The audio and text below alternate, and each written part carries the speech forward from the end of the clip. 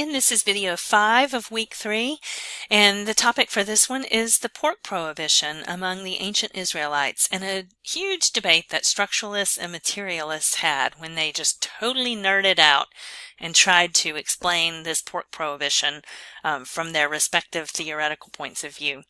You're not going to be responsible for any of this material, so just sit back and listen, and hopefully it will help you distinguish structuralist from materialist arguments. So look at some texts with me. These are from Deuteronomy in the Bible or the Torah, and much of the texts about the pork prohibitions are found in Deuteronomy and Leviticus.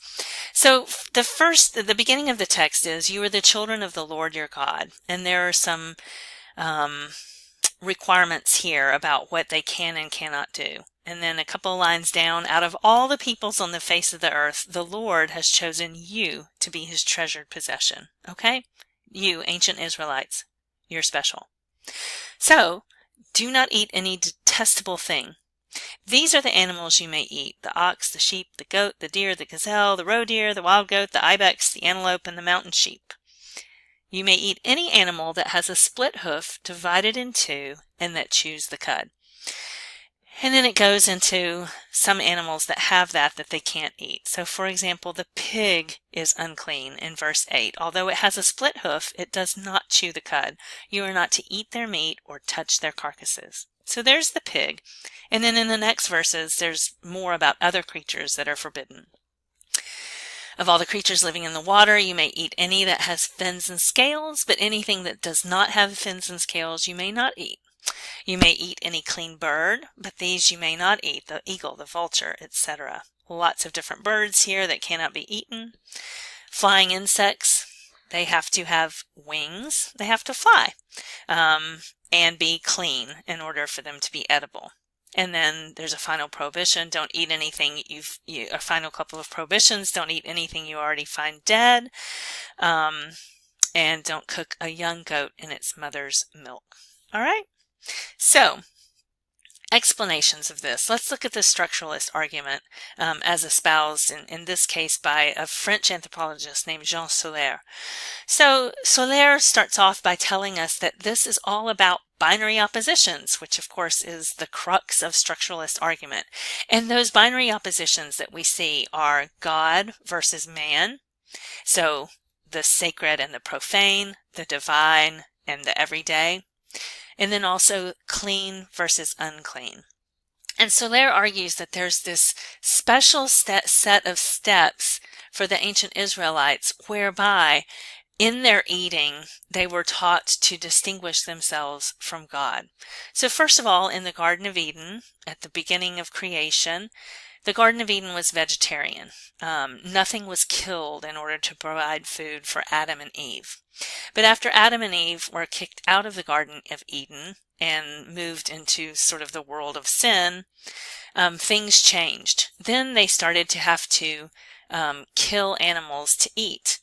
But when they killed animals to eat them, they were required to drain the blood out of the animals immediately, because blood represented life, and life was God's realm. So humans got to eat death. They didn't get to eat life. That was reserved for God. And then in a third step, this was sort of further differentiated into clean versus unclean animals. And if you'll notice in the text, the clean animals in verses 3, 4, 5, 6, and so forth are basically herbivores.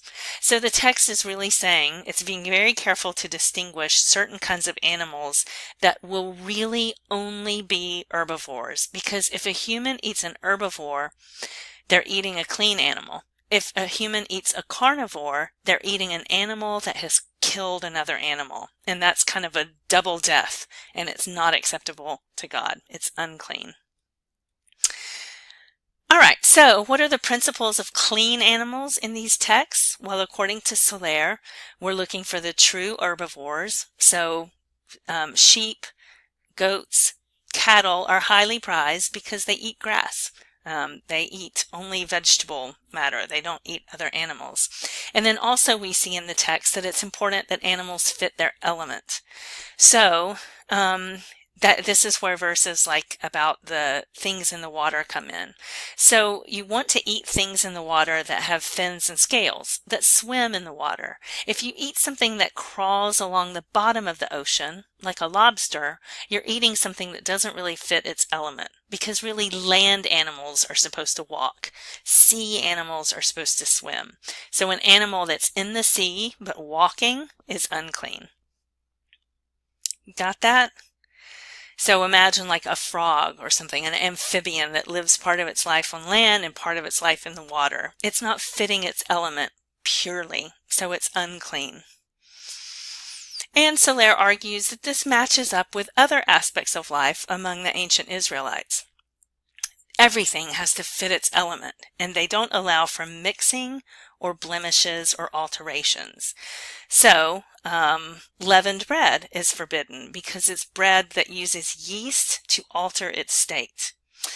Priests cannot be blemished, so you can't have a priest among the ancient Israelites who has, let's say, is missing a limb or has a hunchback.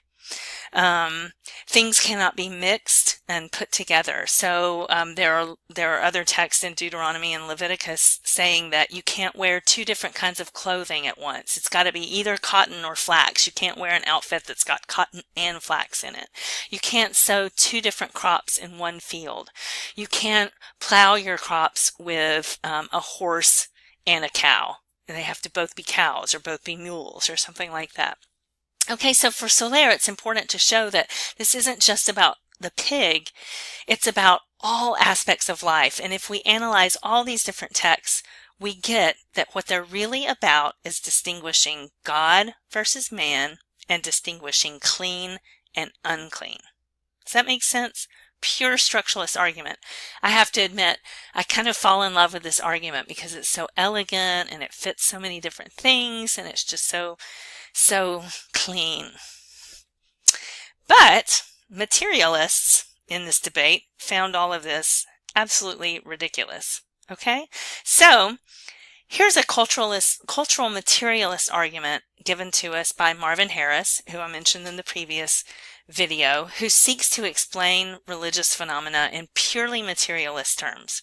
So he says what's really about the pork prohibition, or what the pork prohibition is really about, is about a cost-benefit analysis, an economic analysis. So he says, let's look at the pig. Let's look at the pig. There are certain things about the pig that make it not ideal as a food source, even though it provides a great deal of protein. So for example, pigs can't sweat, so they really need to be in a climate that's either cool or that has a lot of shade. They need to have access to water or some other kind of wet material. If they don't have water, they'll use their feces and their urine, but they have to have some kind of wet stuff to roll around in to cool themselves down because they can't sweat. So the Middle East is not an ideal setting for an animal that has these requirements. Furthermore, Harris argues, pigs compete with humans for food. If a human has a bunch of sheep, they're never going to compete for food. The sheep will eat grass, humans don't eat grass. But pigs are omnivores. They eat everything. So they're not going to eat they don't eat everything. They're not going to eat grass. What they want is corn. They want grain. They want food that would be better, more beneficial to humans if they reserved it for themselves. Furthermore, he says pigs don't provide anything useful besides meat. Unlike sheep and goats and other herbivores, you can't ride them, you can't use them to plow your fields. They don't provide leather. I mean, they're really about meat. And given that people had limited resources, they needed to have food sources that provided other benefits as well.